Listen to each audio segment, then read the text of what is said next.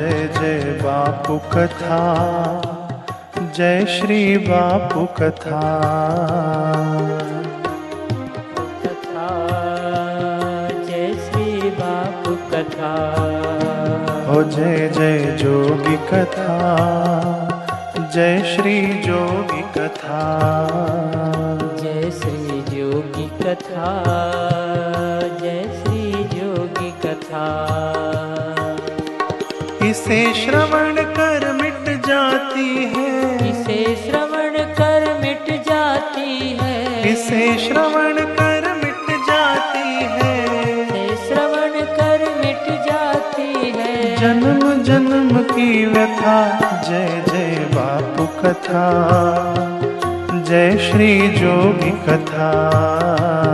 जय जय बापू कथा, जय श्री जोगी कथा। ओ जय जय बापू कथा, जय श्री जोगी कथा। जय जय बापू कथा, जय श्री जोगी कथा।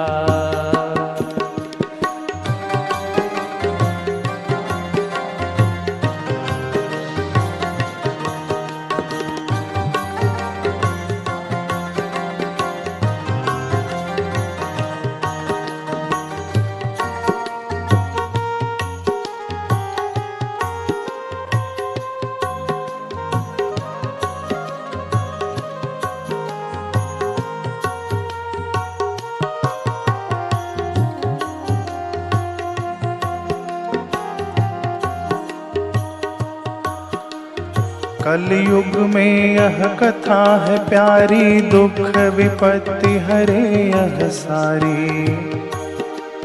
कलयुग में यह कथा है प्यारी, दुख विपत्ति हरे यह सारी।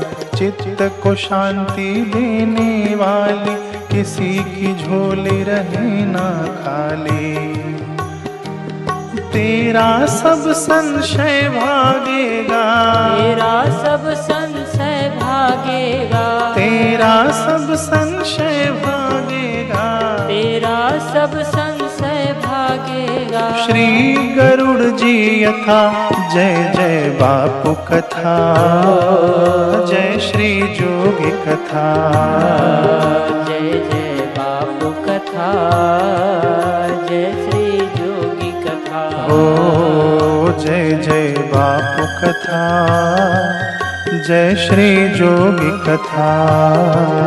जय श्री बापू कथा, जय जय जोगी कथा।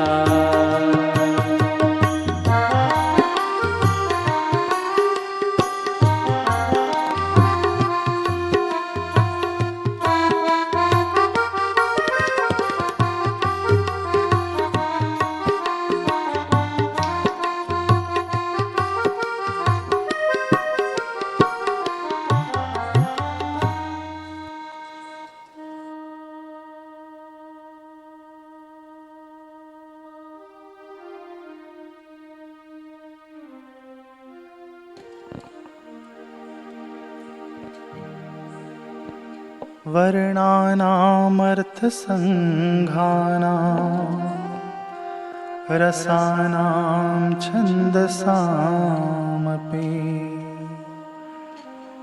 मङ्गलानां च कर्तारो वन्दे वाणी विनायको।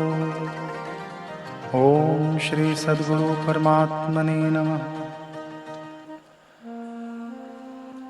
पूज्य बापू जी के जीवन चरित्र में श्री आशा रामायण जी के पाठ में, चिंतन मनन में हम लोग पहले दोहे पर हैं अभी। गुरु चरण रज शीश धरी, हृदय रूप विचार। श्री आशा रामायण कहो वेदांत को सार।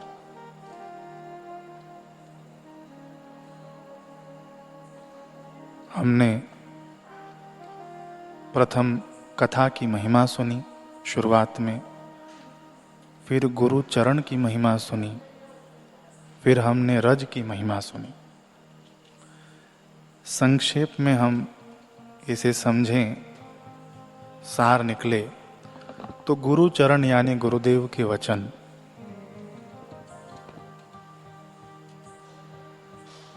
हम में से जिन लोगों ने भी पिछला सत्र सुना होगा, इसमें बताया गया है कि कैसे गुरुदेव के चरण यानी गुरुदेव के वचन कैसे। तो गुरुदेव के चरण यानी गुरुदेव के वचन और चरण रज यानी गुरुदेव के वचनों में से कणिकाएं, गुरुदेव के दिए हुए सूत्र, जैसे ईश्वर की ओर कहीं भी मन लगाया तो अंत में रोना ही पड़ेगा, ये रज है। एक एक सूत्र रज है।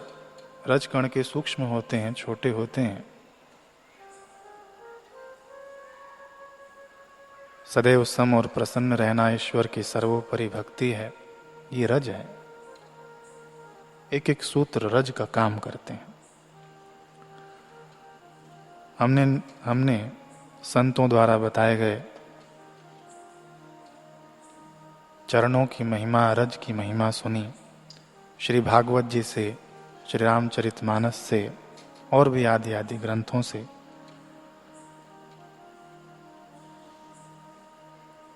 गुरुदेव के चरणों की महिमा हमने सुनी कि बंदौ गुरु पद पदुम परागा, सुरुचि सुवास सरस अनुरागा। इसकी भी हमने व्याख्या सुनी, चिंतन किया हमने। फिर गुरुपद रज मृदु मंजुल अंजन, नयन अमिय दृग दोष विभंजन। ये गुरु चरणों की महिमा, श्री चरणों के रज की महिमा में हमने धूली दीक्षा सुनी। रज की महिमा हमने सुना है। फिर रेणु दीक्षा हमने सुनी। फिर भी इन चरणों की महिमा और गाई जा सकती है। खूब सारे शास्त्रों ने इन चरणों की महिमा गाई है, रज की महिमा गाई है।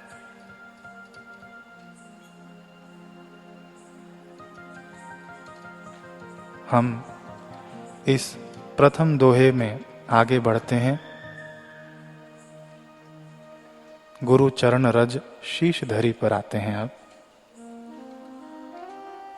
ये सूक्ष्म वचन है, गुरु चरण रज शीश धरी। इनका हम अभिप्राय समझें, अर्थ समझें। बाकी स्थूल रूप से गुरुदेव के चरणों की रज को हम शीश पर धारण करें, उससे सौभाग्य बदलता है, बात सही है। लेकिन इसका तात्विक अर्थ क्या है? शीश धरी यानी देखिए, हमने चिंतन किया, मनन किया कि गुरुदेव के चरण उनके वचन हैं, रज उनके सिद्धांत हैं, एक एक वाक्य हैं। तो उस रज को हम अपने शीश पर धारण करें, यानी अपने विचारों में हम समाहित करें। गुरुदेव के सिद्धांत को अपने मति में हम समाहित करें, अपने बुद्धि में हम समाहित करें। गुरुदेव के वचन होते हैं सत्य को छूकर आए हुए, सत्य ही होते हैं। ब्रह्म से निकले वचन ये सत्य ही होते हैं, परम सत्य, रित। और रित को हम अपनी प्रज्ञा में भरें, तभी हमारी प्रज्ञा रितम भरी प्रज्ञा बनेगी। बड़ा ही सूक्ष्म संकेत है ये श्री आशा रामायण जी के पहले ही दोहे में। गुरुदेव के वचनों को हम अपनी प्रज्ञा में भरें, रित को प्रज्ञा में भरें, रितम भरी प्रज्ञा बनाएं।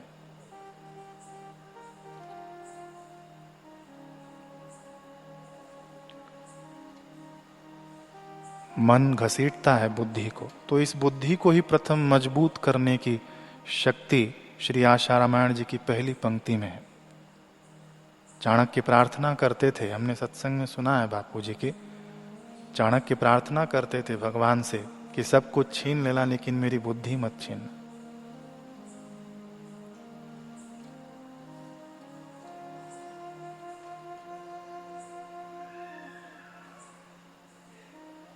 पहले के जो, या अभी भी हम लोग देखते हैं साधु संतों की वेशभूषा, वे जटा रखते थे और जटा को बांधते थे, है ना। सिर क्या है? सिर में से ही हमारे विचारों की उत्पत्ति होती, यानी बुद्धि से। ये साधु का वेश कितना सूचक है हमारे लिए। सिर से ही विचार की उत्पत्ति होती है और सिर से ही साधु वेश की देखिए महिमा गरिमा, देखिए कैसा संकेत मिलता है कि सिर से ही इन केशों की यानी जटाओं की उत्पत्ति होती है, यानी विचार के प्रतीक हैं जटाएं। इन्हें खुला नहीं रखना है, बिखरा हुआ नहीं रखना है, इन्हें समेट कर बांध देना है, यानी अपने मस्तिष्क से निकलते हुए वृत्तियों को, विचारों को हम बांध कर रखें, केंद्रित करके रखें। ये सूचक है जटा बांधने का। तो ये कैसे होगा? कैसे हम अपने विचारों को बांध कर रखेंगे? अगर ऐसा होता तो सब लोग कर लेते, अपने विचारों को बांध लेते।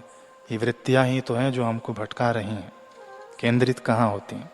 तो इसके लिए गुरु चरण रज शीश धरी, सत्संग, सत्संग को अपने शीश पर धरें, मति गति में भरें। सत्संग ही हमारे विचारों को केंद्रित कर सकती है।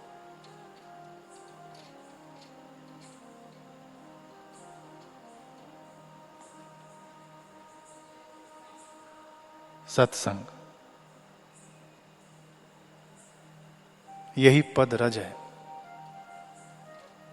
एक वाक्य भी हम अपने धारण कर लेना, मन में बिठा लें, बुद्धि में बैठ जाए, तो एक वाक्य भी स्वल्पमप्यस्य धर्मस्य त्रायतु महतो भया, अधिक हो जाएगा।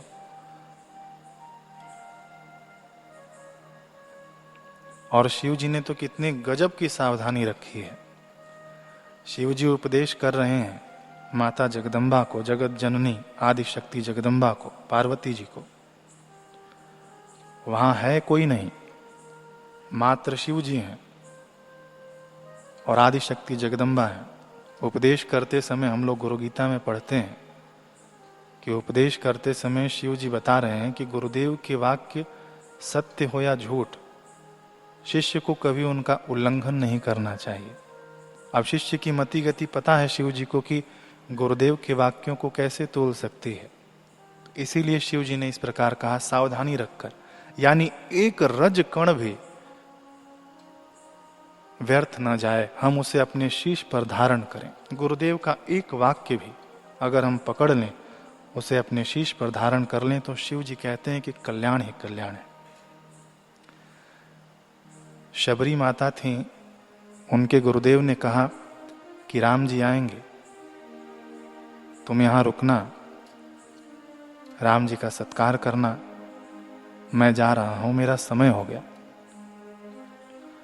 माता शबरी स्कंद पुराण के अनुसार 10,000 वर्षों तक राम जी की प्रतीक्षा करती रहीं। 10,000 वर्ष बीत गए।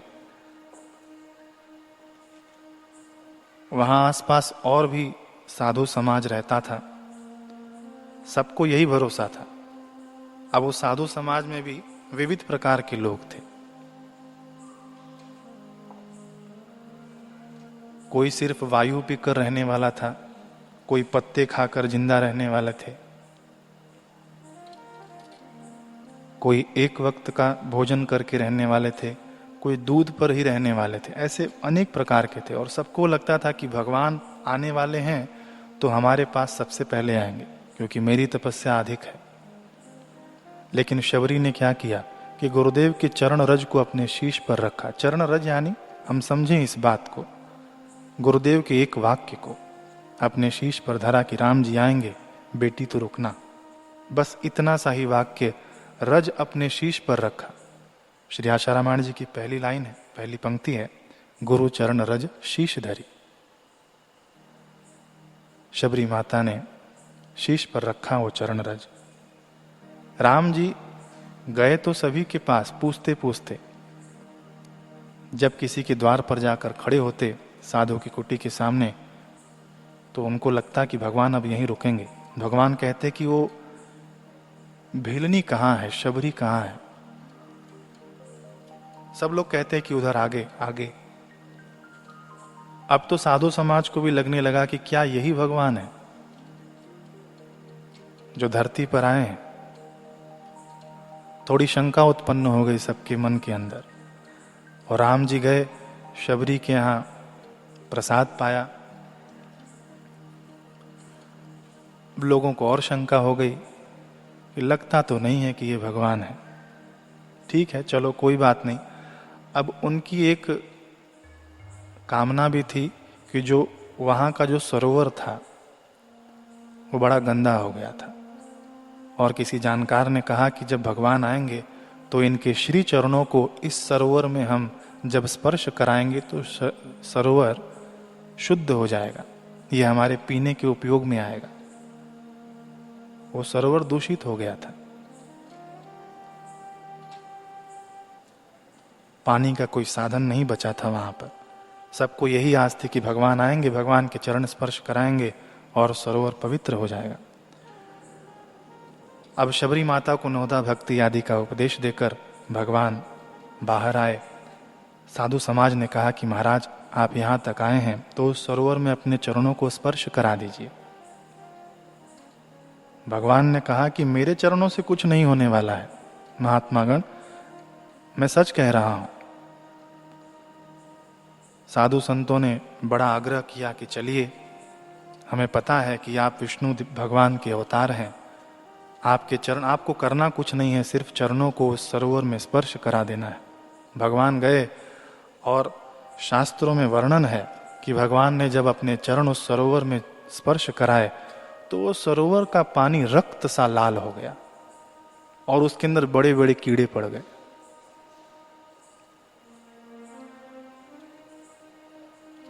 अब तो पक्का हो गया कि ये भगवान नहीं है। जितने लोग शंकालु थे उनको और पक्का हो गया कि ये कोई वनवासी है। लेकिन भगवान यहां पर संकेत दे रहे हैं कि मेरे चरणों से कुछ नहीं होने वाला है।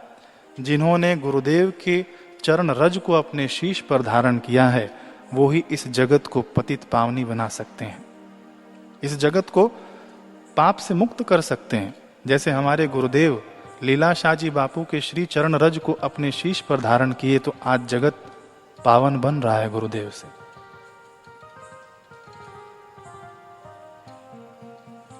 हम और आप शुद्ध हो रहे हैं। कितनी अशुद्धियां लेकर हम आए थे यहां पर। हम क्या आए थे, गुरुदेव हमारे पास चलकर आए।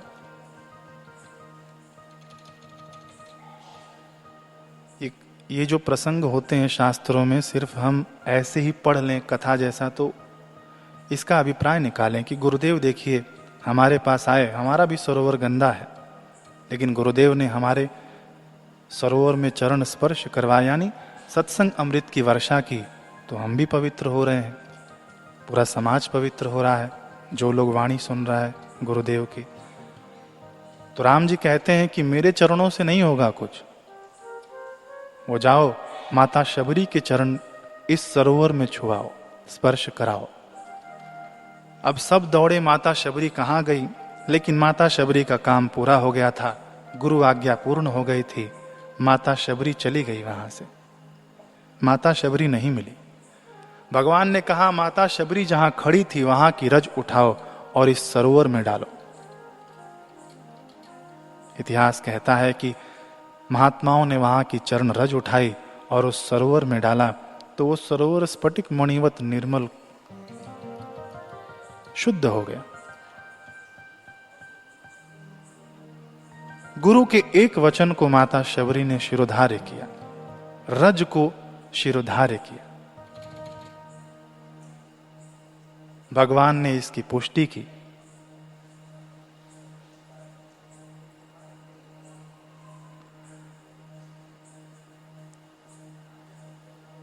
एक सुंदर प्रसंग अपने आश्रम के साहित्य में छपा है। अहमदाबाद की मेनका चंदानी जी ये अपना अनुभव बताते हुए कहती हैं कि मेरे पिताजी एक मिल में मैनेजर थे। वे धार्मिक तो थे परंतु संतों पर विश्वास नहीं करते थे। सत्संग में खुद भी नहीं जाते थे और किसी को जाने भी नहीं देते थे। कुछ सालों बाद पता चला कि उनको गले का कैंसर हो गया है। तो डॉक्टर ने कहा कि बॉम्बे ले जाओ टाटा मेमोरियल हॉस्पिटल में। तो मेरे चाचा जी बता रहे हैं कि मेरे चाचा जी बापूजी के प्रति श्रद्धा रखते थे। मेरे चाचा जी ने मेरे पिताजी से कहा कि आपको कहाँ ले चलें, बापूजी के यहाँ ले चलें या अस्पताल ले चलें जहाँ डॉक्टर ने बताया है। पिताजी ने कहा कि चलो एक बार बापूजी के पास जाकर आते हैं। अब चाचा जी पिताश्री को पूज्य श्री के पास ले गए। अब बापूजी को सारी रिपोर्ट दिखाई गई। बापूजी ने रिपोर्ट हाथ में पकड़ा और कहा कि तुझे डॉक्टर के पास जाना है या यहीं पर ठीक होना है। पिताजी ने कहा साईं आपसे ही ठीक होना है। तो बापूजी ने बड़ा सुंदर उपाय बताया। देखिए श्री आशा रामायण जी की प्रथम पंक्ति यहां पर आ जाती है फिर से। बापूजी ने कहा कि यदि ठीक होना है, नहीं तू सत्संग सुनाकर और चिंता छोड़ दे, तू ठीक हो जाएगा। ठीक होना है नहीं। बापूजी ने कहा कि सत्संग सुनते रहना यहां आकर और चिंता छोड़ देना, तो ठीक हो जाएगा। फिर से गुरु चरण रज शीश धरी। ये रज ही तो दिया गुरुदेव ने, एक वाक्य बस कि तू सत्संग सुनते रहना, ठीक हो जाएगा। सबको आश्चर्य हुआ कि सत्संग सुनने से बीमारी कैसे ठीक होगी। यहां ना मंत्र दिया गुरुदेव ने, वैसे गुरुदेव का वाक्य मंत्र ही है शास्त्र के अनुसार, लेकिन हमारा विषय जो है गुरु चरण रज पर है, तो उस दिशा में हम चिंतन करेंगे। यहां कोई विशेष गुरुदेव ने मंत्र नहीं दिया, ना ही कोई दवाई दी, बस तू आकर सत्संग सुनते रहना, ठीक हो जाएगा। एक रज कण दे दिया, शीश पर धारण कर लिया उन सज्जन ने। रोज आते रहे, नियमित रूप से आते रहे। कभी कभी गुरुदेव प्रसाद भी दे देते, आत्मबल भरते रहते। 2-3 माह बीत गया।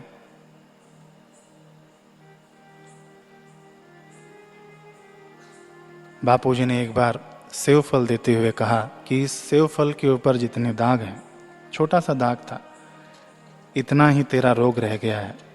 अब इतना तू डॉक्टर से जाके ठीक करवा ले, जा। अब पिताजी का श्रद्धा विश्वास तो पक्का हो गया था।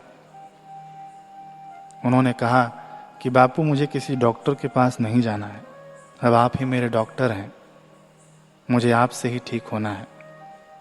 गुरुदेव ने कहा लेकिन मैं बोलता हूं तो अभी डॉक्टर के पास जा और थोड़ी सी पट्टी करा ले। जैसा गुरुदेव ने आज्ञा किया वैसा उन्होंने करवाया। फिर एक दिन जो बापूजी ने रिपोर्ट लेकर रख ली थी अपने पास, बापूजी ने उन्हें वापस की और कहा ये रिपोर्ट ले जा और उसी डॉक्टर को दिखा। डॉक्टर को रिपोर्ट दिखाई तो वह दंग रह गया कि उस समय रिपोर्ट में कैंसर था और अभी कहां गायब हो गया।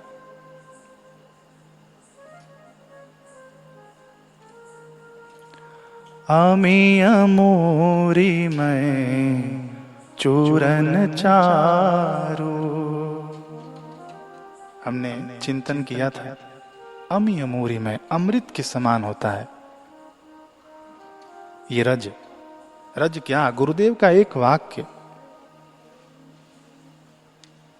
अमी अमूरी में चूर्ण चारू, सभी भवरोग की औषधि है। भवरोग सबसे बड़ा रोग।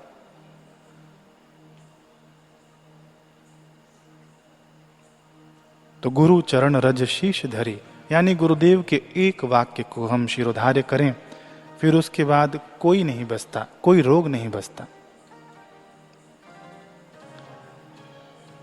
समय हो गया, एक भजन के साथ पूर्णाहुति करेंगे, बाकी आगे का अगले सत्र में सुनेंगे।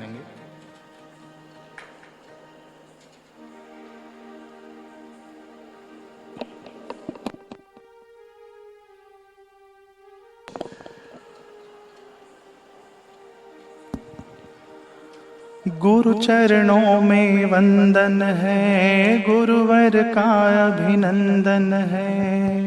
गुरु चरणों में वंदन है, गुरुवर का अभिनंदन है। गुरुवर के पावन चरणों में सारे तीर्थ धाम हैं। गुरुवर के पावन चरणों में सारे तीर्थ धाम हैं। गुरुवर ही मेरे शिव हैं, गुरुवर ही मेरे राम हैं। गुरुवर ही मेरे शिव हैं, गुरुवर ही मेरे राम हैं। गुरुवर ही मेरे शिव हैं, गुरुवर ही मेरे राम हैं। गुरुवर ही मेरे शिव हैं, गुरुवर ही मेरे राम हैं।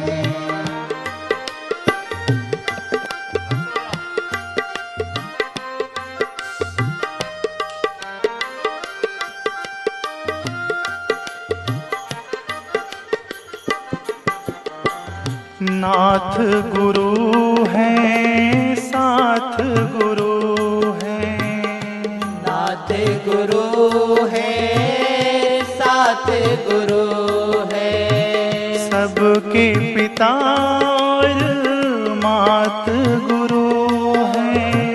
सबके पिता और मात गुरु है। गुरु ही सर्जनहार है, गुरु सबके पालनहार है। गुरु ही सर्जनहार है, गुरु सबके पालनहार है। शंकर ही गुरु रूप में करते हम सबका उद्धार है। शंकर ही गुरु रूप में करते हम सबका उद्धार है। गुरुवर ही मेरे शिव हैं, गुरुवर ही मेरे राम हैं। गुरुवर ही मेरे शिव है, गुरुवर ही मेरे राम है।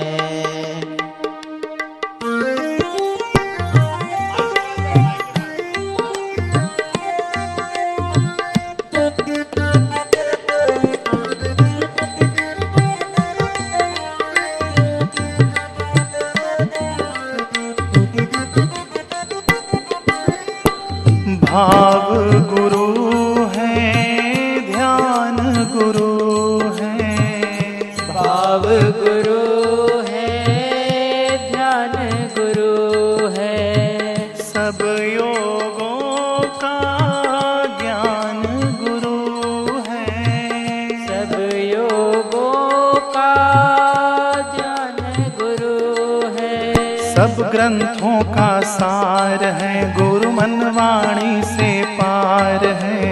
सब ग्रंथों का सार है, गुरु मनवाणी से पार है। गुरुवर ही सबके हृदय में सतचित आनंद धाम है। गुरुवर ही सबके हृदय में सतचित आनंद धाम है। गुरुवर ही मेरे शिव हैं, गुरुवर ही मेरे राम हैं। गुरुवर ही मेरे शिव है, गुरुवर ही मेरे राम है।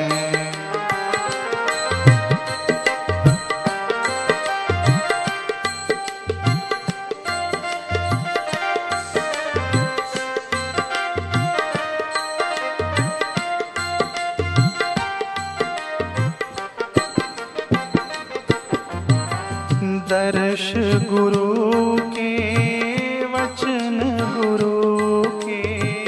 दर्श गुरु के, वचन गुरु के। सच्चा धन है चरण गुरु के। सच्चा धन है चरण गुरु के।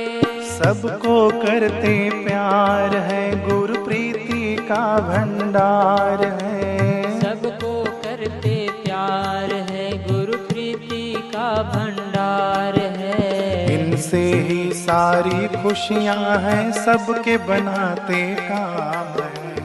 इनसे ही सारी खुशियां हैं, सबके बनाते काम है। गुरुवर ही मेरे शिव है, गुरुवर ही मेरे राम है। गुरुवर ही मेरे शिव है,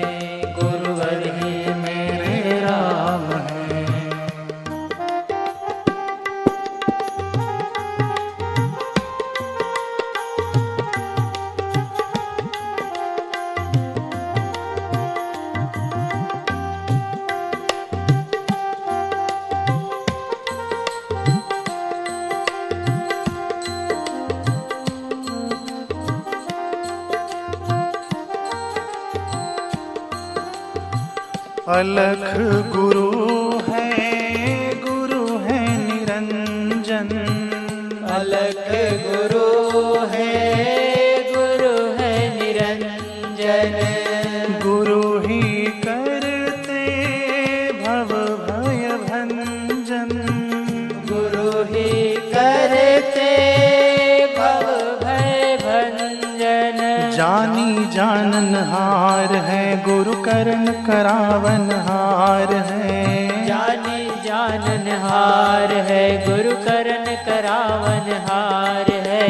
सब दुखों को पल में हरते गुरुवर का ये नाम है। सब दुखों को पल में हरते गुरुवर का ही नाम है। गुरुवर ही मेरे शिव है, गुरुवर ही मेरे राम है। गुरुवर ही मेरे शिव है,